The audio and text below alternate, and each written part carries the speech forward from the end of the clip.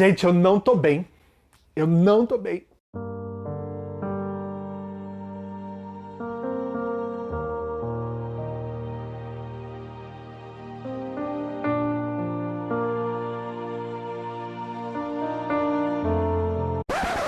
Para a gravação. É isso, né, gente? Se vocês não entenderam ainda, eu tô falando dessa obra de arte, porque é isso, né? A gente não pode nem chamar de livro, é uma obra de arte, A Vida Invisível de Ed La Rue, da nossa rainha Victoria Schwab. E se vocês quiserem saber mais sobre esse livro maestral aqui, deixa o seu curtir aí no vídeo, se inscreve no canal se você ainda não é inscrito, e bora falar de Ed La Rue, porque a gente tem muita coisa pra conversar sobre ele.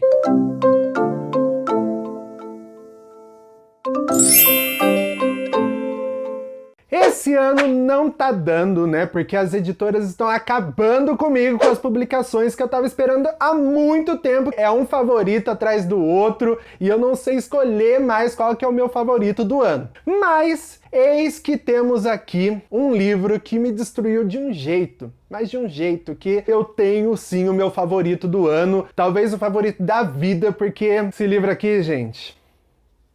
Eu não sei nem como explicar esse livro aqui. Eu acho que quem leu ele vai compartilhar isso comigo, esse sentimento de não conseguir colocar em palavras o que é tudo isso aqui. Porque pra vocês terem noção, até a própria autora, Victoria Schwab, ela ficou meio perdida quando ela terminou esse livro aqui. Ela levou 10 anos pra escrever ele. E depois que ela terminou, ela ficou meio perdida mesmo, achando que não ia conseguir escrever nenhum livro à altura desse daqui. E assim, né, uma coisa até um pouco difícil de acreditar, né, porque a gente tá falando da Victoria Schwab, que pra quem não conhece aí, é a autora da grande série Tons de Magia, que as pessoas amam muito, é a série mais popular dela. E também a série Vilão. Esse é o meu primeiro livro da autora e assim, eu já me apaixonei de cara. Eu entendi por que todo mundo indica essa autora. E assim, né, não tem outra. Não tem outra porque pra mim a Victoria também se tornou uma das minhas autoras favoritas da vida. Essa mulher é muito genial. Então vocês imaginam o que foi a Victoria Schwab falando que se ela não escrevesse mais nenhum outro livro, ela já estaria feliz, ela já estaria satisfeita por ter escrito Ed La Rue. E ele é um livro único, nós não vamos ter continuação de Ed La Rue, o que é ótimo para quem gosta de livros únicos. E sinceramente, a gente nem precisa mesmo de continuação desse livro aqui, porque aqui a gente já tem tanta coisa, tanta história. E nesse livro aqui, como o próprio título já diz, nós vamos acompanhar a história da jovem Ed La Rue, que viveu nos anos de 1714 no vilarejo de Villon-Sansart, na França. E a Ed sempre foi uma mulher à frente do tempo dela. Ela nunca quis viver aquela vida de vilarejo para casar com um homem que ela não ama de verdade e continuar naquela cidade que nunca evolui. Ela era a Bela. Exatamente. Era a Bela.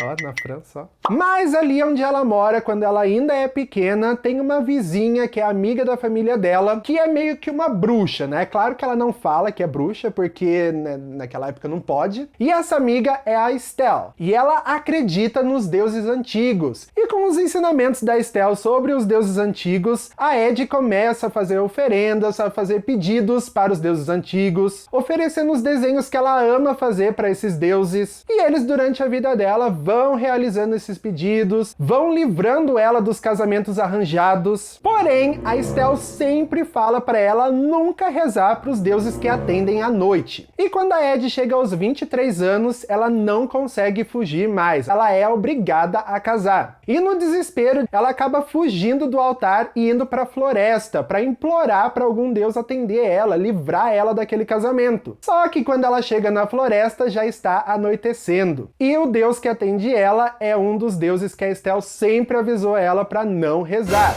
E a Ed pede por liberdade, ela quer viver mais, ela quer viver além daquele vilarejo. Então o deus entende que ela quer uma vida imortal, e é isso que ele oferece para ela. E ela acaba selando esse pacto, ganhando a imortalidade em troca da sua alma. Então quando ela tivesse cansada dessa vida imortal dela, ela iria entregar a alma dela para esse deus. Porém, ela vai descobrir que ela também foi amaldiçoada, em troca desse pacto, a nunca ser lembrada por ninguém. Porque o Deus entendeu que isso seria uma forma de liberdade para ela, né? Porque se ninguém lembra dela, ela não tem responsabilidade com ninguém. Então, quando ela conhece as pessoas, é como se ela estivesse conhecendo pela primeira vez, e quando as pessoas viram as costas para ela, já se esquecem completamente de quem é aquela garota que eles conheceram. E com a sua família não a reconhecendo mais, não lembrando mais dela, nem lembrando que tem uma filha, ela acaba saindo sozinha pelo mundo para outras cidades para começar a sua vida eterna, que vai durar aí uns 300 anos. E nesses 300 anos ela vai vivenciar toda a história da humanidade, vai passar por todas as invenções, todas as tecnologias sendo criadas e viver muita coisa, né? Porque 300 anos é muita coisa. Só que assim, né? Ela é uma mulher sozinha no mundo, então ela vai sofrer muito, vai passar por muita coisa. E a gente sabe que é assim, não só no livro, mas na realidade também. E durante toda essa sua vida, a Ed vai receber visitas anuais do Deus que ela fez o pacto, que vai acabar participando muito da vida dela, é um protagonista aqui no nosso livro, e ela vai chamar ele de Luke. E já em 2014, com a Ed vivendo em Nova York, a sua vida vai mudar completamente. Depois de 300 anos vivendo com essa maldição,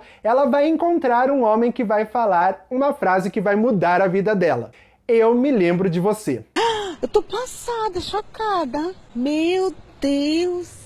A gente chega nessa parte do livro e a gente sente o impacto. E esse homem é o Henry, e a gente vai acompanhar por que ele consegue se lembrar da Ed LaRue, e a gente vai passar a vivenciar a história dele junto com a Ed LaRue também, que é uma das histórias mais lindas que vocês vão encontrar em um livro. E é isso, né, gente? Já agendem um psicólogo aí, porque esse livro acaba com a gente. Eu nunca chorei tanto com o livro. É verdade, é verdade. Descontroladamente. E por isso também eu assimilei muito ele ao meu filme favorito da vida, desde os meus 13 anos lá, quando eu assisti pela primeira vez, que é o filme Moulin Rouge, que pra quem não assistiu ainda, assistam, é maravilhoso, é incrível. E eu senti muito as emoções que eu senti assistindo Moulin Rouge com esse livro aqui. E a gente tem muitas semelhanças também com o clássico Os Miseráveis. A gente tem uma parte aqui no livro em que a Ed LaRue passa coisas muito parecidas com a personagem Fantine dos Miseráveis. E fora essas semelhanças, eu também me identifiquei muito com algumas partes aqui, inclusive com a própria Ed LaRue, esse desejo dela de querer sair do lugar onde ela tá, da cidade que ela sabia que não iria evoluir nunca. É uma coisa que eu senti muito, porque eu também venho de uma cidade do interior, fui criado numa cidade do interior e eu sempre quis mais do que aquilo. Eu também queria ir para outros lugares, queria viver coisas novas. Inclusive, eu separei uma passagem para vocês que eu gostaria muito de ler para vocês e eu espero que vocês sintam aqui um pedacinho do livro. Cidades pequenas propiciam vidas pequenas. E algumas pessoas não se incomodam com isso, gostam de saber onde estão pisando. Mas se você segue os passos dos outros, não pode encontrar o próprio caminho. Não pode deixar sua marca.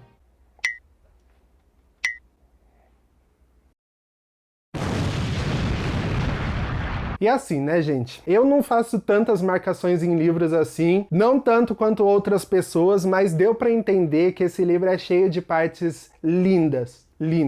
E para essa história, a Victoria teve inspiração no Peter Pan, mas um pouco ao contrário, e na sua avó que desenvolveu demência, e ela ficou com muito medo de ser esquecida. E a partir disso, a autora começou a pensar em um personagem que não conseguia ser lembrado, né? Que vivia no mundo e não conseguia deixar marca nenhuma, não conseguia ser lembrado por ninguém. E foi assim que aos pouquinhos ela começou a criar a Ed LaRue. Essa mulher que vai passar por muita coisa, muita história sozinha no mundo. E ela quis realmente mostrar no livro esse desespero da Ed querer deixar a sua marca, porque ela não consegue ser lembrada, mas ela quer de algum jeito que as pessoas se lembrem dela. E depois de anos de vivência aí, ela consegue encontrar uma maneira de deixar a sua marca, pelo menos indiretamente. Ela começa a ser a musa de muitos trabalhos artísticos, de muitos artistas. É claro que muito indiretamente, porque a maldição não deixa que ela apareça em fotos, ela não consegue escrever, ela não consegue desenhar, ela não consegue fazer nada. Então quando os artistas fazem alguma obra dela, é uma obra que nunca mostra o rosto dela, mas a gente sempre vê as marcas das estrelas que ela tem no rosto, que são 7 sardas que parecem estrelas. E embora a gente tenha um contexto histórico muito incrível nesse livro aqui, a autora quis focar mesmo esses 300 anos passando pela arte. E isso deve-se também ao pacto que a Ed faz com o diabo, porque de acordo com as culturas aí, o diabo é o patrono das artes. E eu tenho que reafirmar aqui para vocês o estudo que a Victoria Schwab colocou nesse livro aqui para falar desses 300 anos de história do mundo. E é muito incrível a gente acompanhar todo esse panorama da nossa história. E outra coisa que a autora quis focar bastante é a mulher através da história. Porque quando ela teve essa ideia de imortalidade, ela quis mostrar isso também como que seria uma mulher imortal. Porque na literatura nós já temos vários homens imortais, né, que ficaram ricos e super sucedidos na vida, e inclusive a autora usa como exemplo o livro Entrevista com o Vampiro, né, em que nós temos os vampiros imortais lá que vivem vidas luxuosas, e que inclusive é um livro que ela ama muito, que inspirou muito ela, e ela quis mostrar justamente o oposto disso, né, porque as mulheres sozinhas no mundo real em que nós vivemos não têm o mesmo reconhecimento, não têm essa mesma sorte que os homens têm. Então por isso que a gente acompanha como que é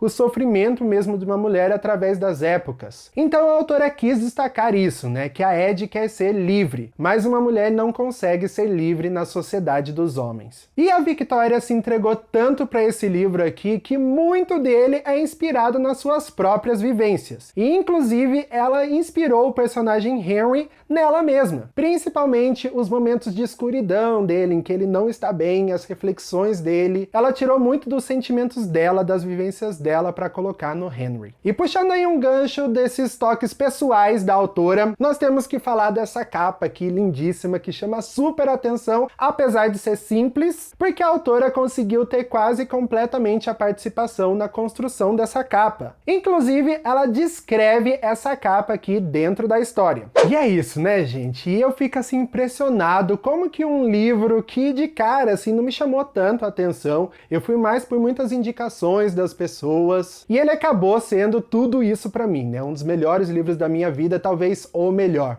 Então, talvez vocês tenham testemunhado nesse vídeo aqui a minha descoberta do melhor livro da vida. E todo mundo precisa conhecer esse livro. Todo mundo que está assistindo aqui vai ler esse livro. E depois vocês voltem aqui para comentar o que vocês acharam também de Ed La Rue. Se já leram, já desce aí, já comenta. E se vocês não têm esse livro maravilhoso aí na sua coleção ainda, desce aí na descrição que eu deixei o link para você adquirir ele. E se você gostou do vídeo, deixa o seu like, se inscreve no canal se você ainda não é inscrito. E eu acho que eu já falei demais por hoje, então hoje eu fico por aqui e até o próximo vídeo.